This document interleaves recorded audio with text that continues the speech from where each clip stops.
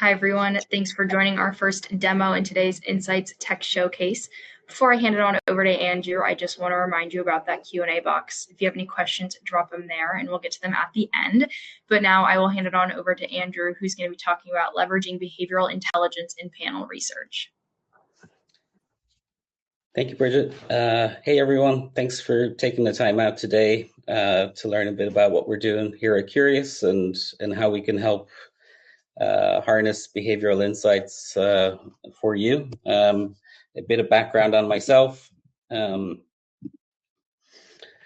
been in research over 25 years, spent most of my career at what's now Dynata on the SSI side of the business, and started pre-online. So started in the days of telephone sample and random digit dial, got an appreciation for the foundations of research is what they espoused at SSI back in the day, being the leaders in sampling, and how critical it is in the research process. And throughout my career, as we globalized within SSI, spent probably 8 or 9 years on SSI's executive team, and with the main role of helping companies like Nielsen conduct research all over the world, but also build measurement panels, and got an appreciation for behavioral panels in there. And really, since I left SSI, I've been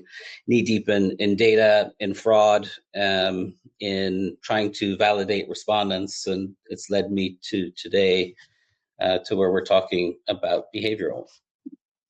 So what we do today here at Qrious, very simply, is we collect billions and billions of data points every year from consumers through panels and through partners, where we collect things like app data, what apps people are using, what ads they're seeing inside social media, what they're searching for on their devices, what websites they're going to.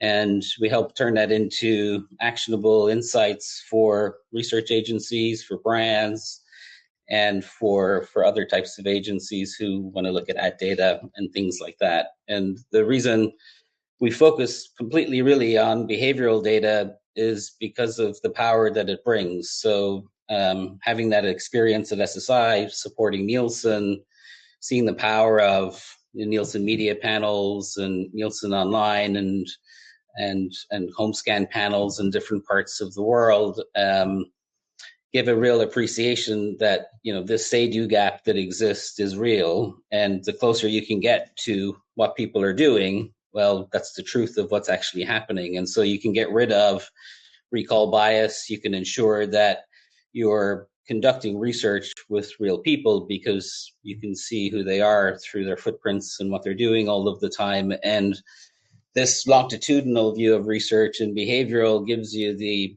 ability to really take that continuous learning that you have amongst these consumers and predict outcomes in the future. And that's becoming more real today with the advent of AI.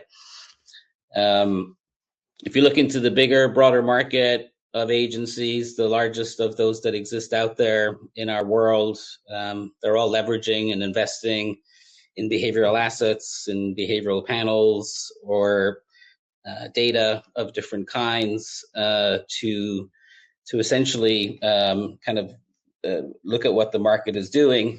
What we're focused on here at Qrious is to really try and make that same capability that exists amongst those bigger players available to everyone, and to make it available in a way that counteracts how people traditionally think about behavioral, and trying to make it fast, easy, and accessible to everyone in a way that is affordable, in a way for anyone to be able to use it. And so that's what we're trying to do.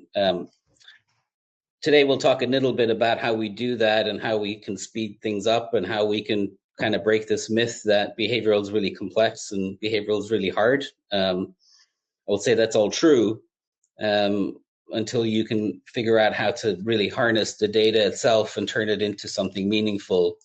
And the first place that we tried to do that was within how we understand people. So So today, in the traditional kind of panel world, or really any kind of database in where you collect data, be it a custom panel, be it your CRM, be it in an online panel, it's really derived around asking questions of people to understand who they are. So what do we need to know based on our customer base to be able to go find that out? Or it's really a reactive way of understanding people's profiles. And as we look at the behavioral data today, we're collecting such a vast amount of information on people. Like, how can we turn that into something that helps us understand people without asking them any questions? And then we'll get into how we're then using that in different ways to facilitate research or insights of different kinds. But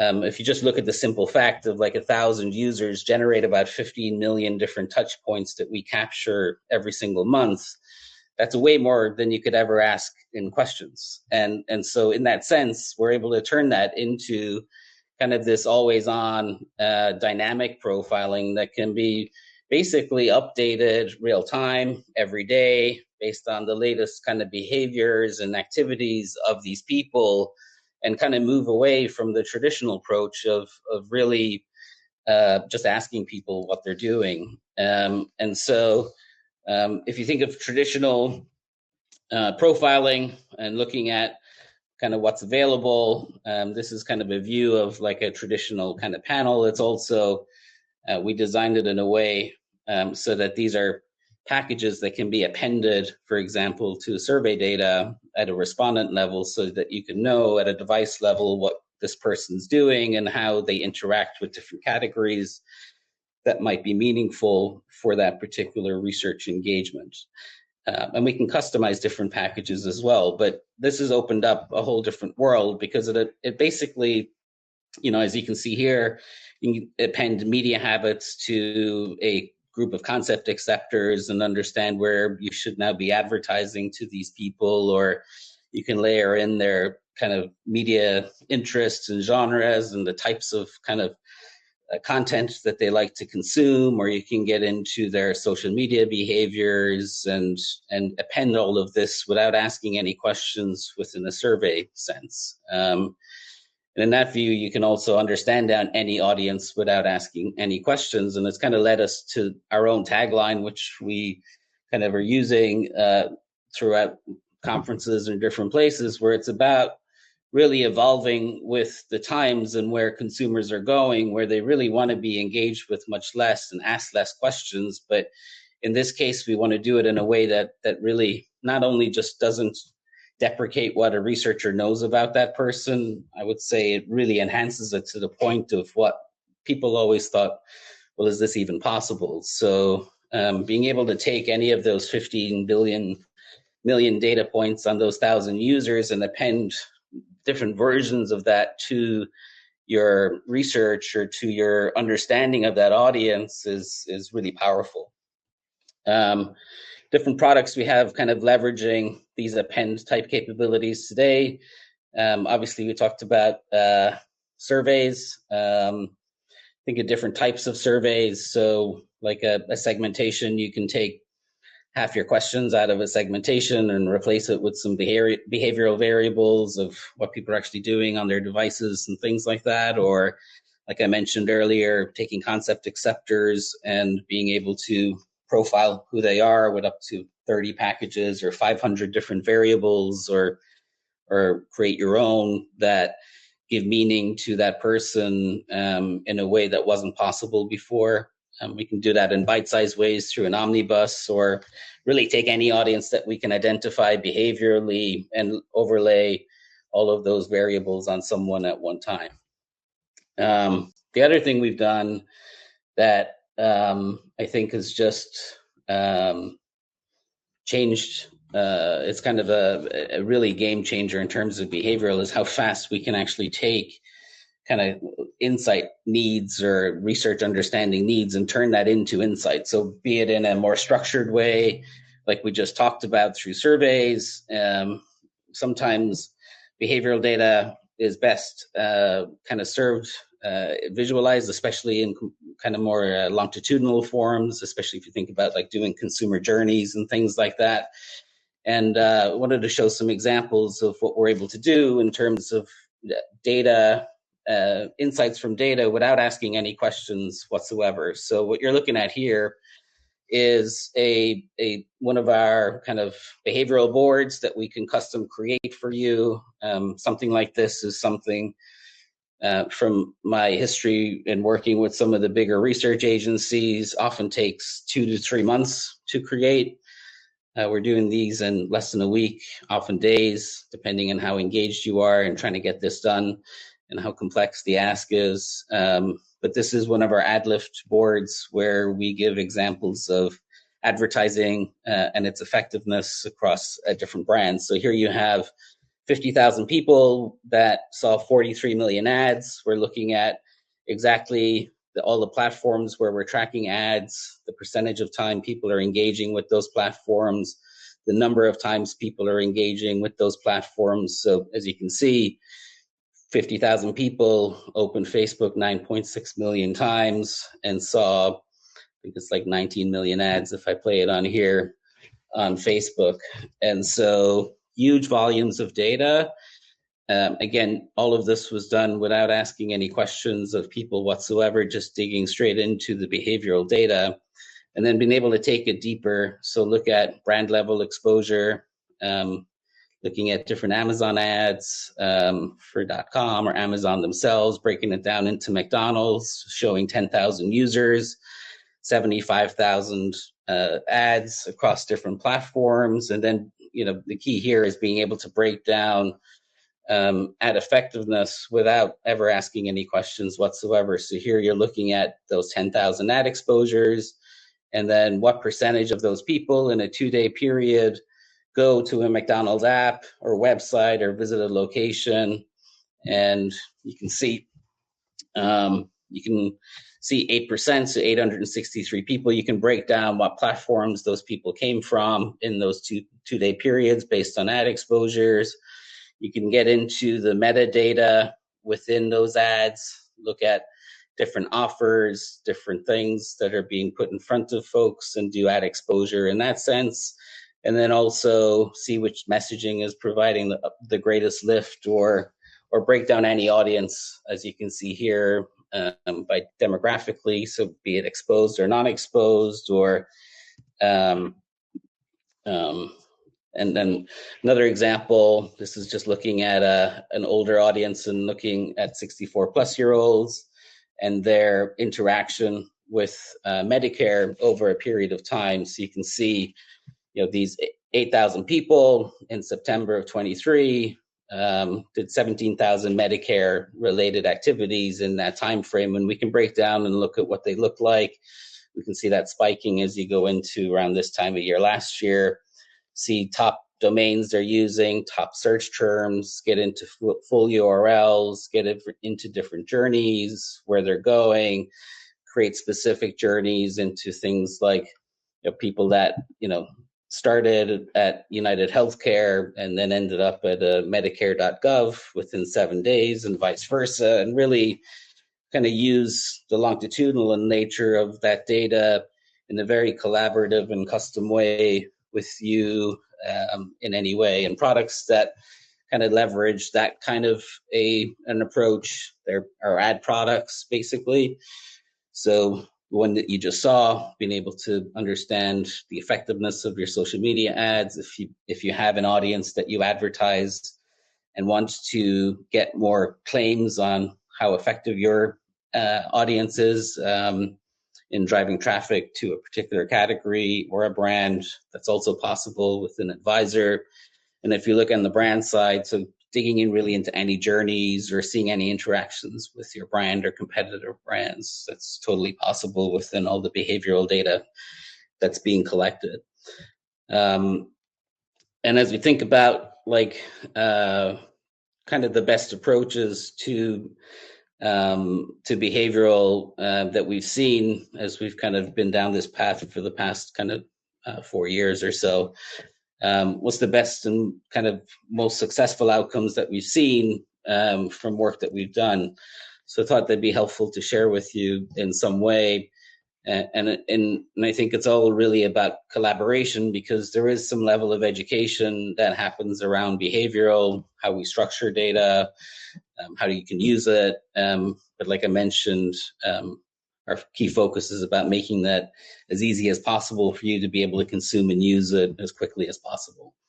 I think that the key thing is kind of going into an engagement with a behavioral first mindset, in that we already know a lot of information about an audience when we go into it. So if you think about all the engagements within a device that you see within a month, within a year, we already know a lot about a lot of people that we can help shape what maybe you need to ask. It can change how you kind of construct your survey and what questions you're asking, and it can tell you things that you may not have known previously. So it's key to go into it without having an outcome in mind and seeing what it tells you and letting it drive you. And I think the biggest thing really is to include us early, in the RFP stage, certainly before you do any work in terms of like constructing surveys and getting into survey design,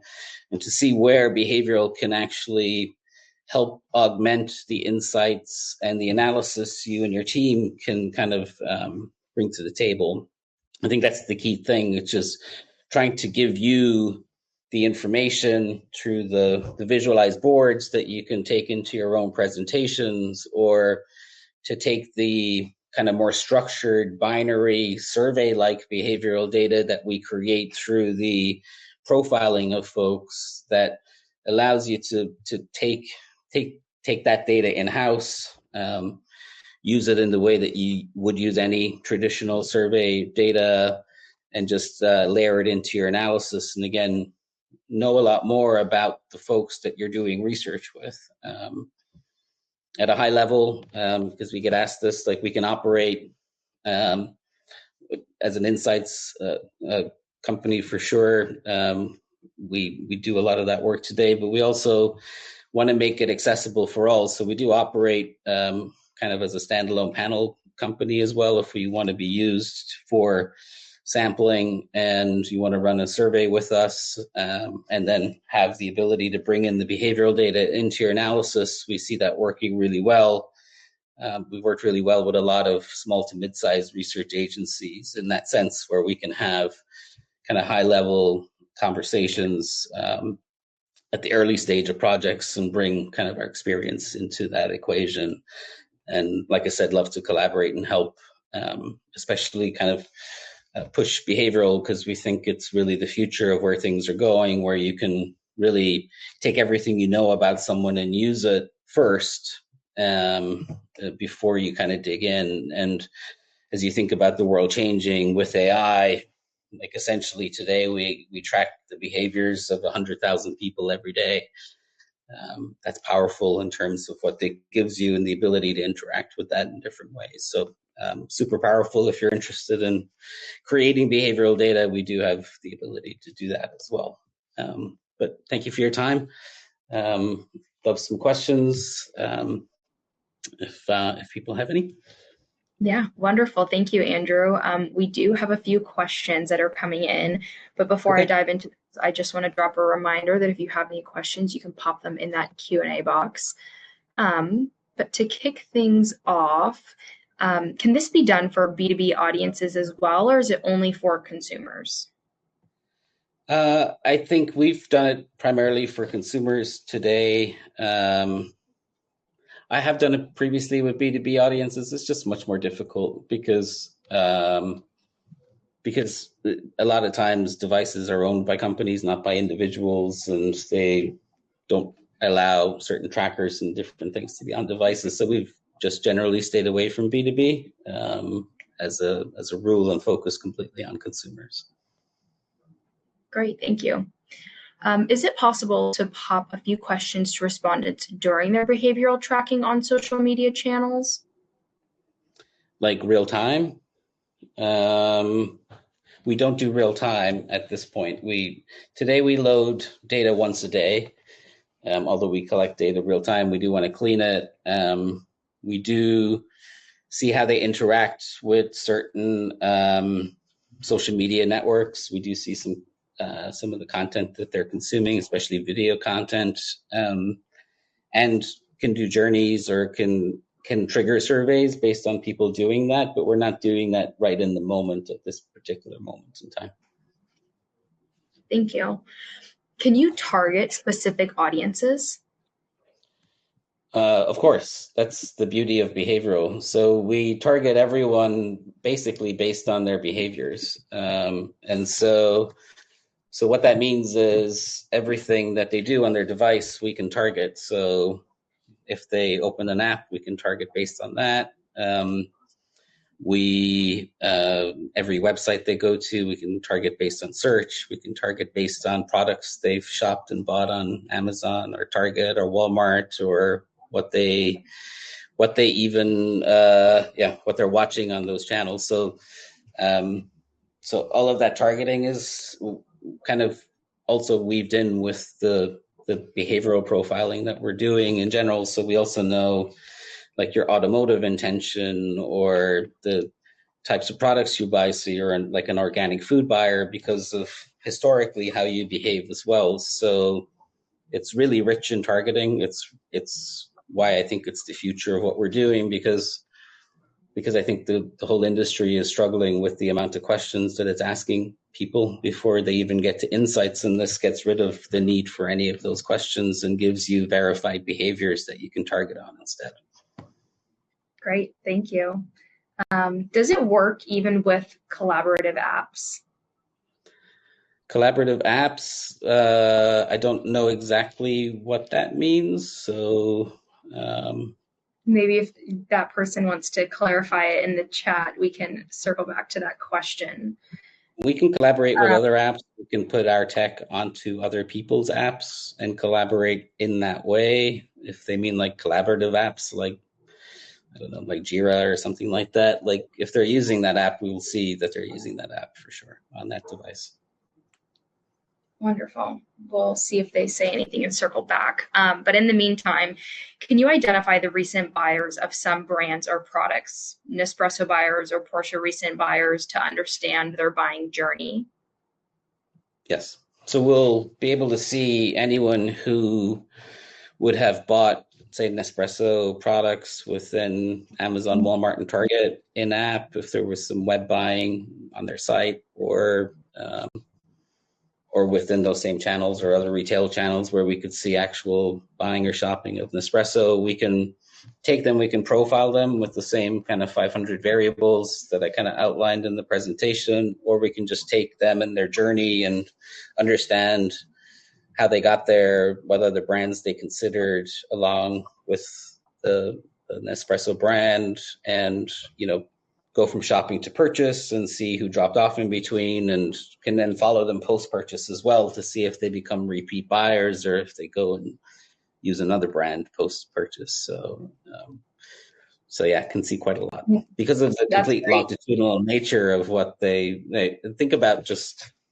shopping. And if you're doing shopping in those environments, you're probably going to shop other brands in those environments, and you'll see that whole journey. Yeah, very cool. Circling back to the question of does it work even with collaborative apps, they said tracking behavior of people. So I think that means, can we integrate with other apps and track people in their apps? I think the answer is yes, and happy to have that discussion with them for sure. Great. And that way you can control the user experience on your side and just have the data, and then we can feed the data to you in different forms. So we can give it to you in its raw form. We can package it up into forms that are more usable for people, which we do a lot, because the data itself, as you can imagine, with 1,000 people giving you 15 million lines of data every month, it's a lot to dig through. So but we like to make sure that we give data to people that can handle it in the way that we give them. So happy to do that with anyone. Great. Thanks, Andrew. We've got a few minutes to squeeze in some more questions. Another question we have here is, sometimes the buying process is quite long, several months. How many months of history do we have?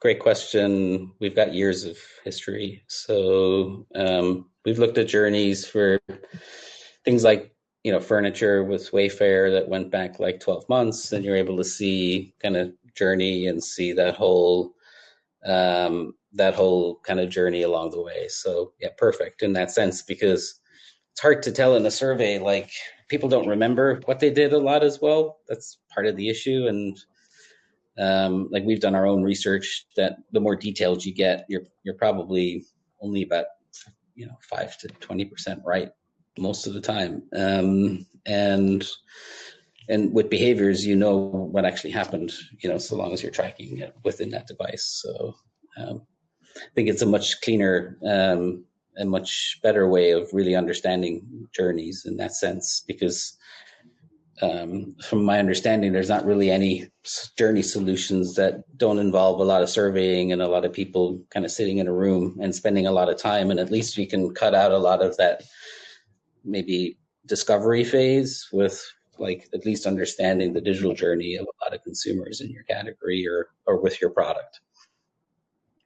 Wonderful. Thank you. I want to fit in one more question here. Ultra high net worth individuals are tricky to interview. So I see an interest in behavioral data there. How accurately can you identify them? We can, we have looked into this. I would say with any panel, it's hard to get ultra high net individuals, especially when you consider different models that are at play. So they're not overly populated within our existing kind of data and panel network.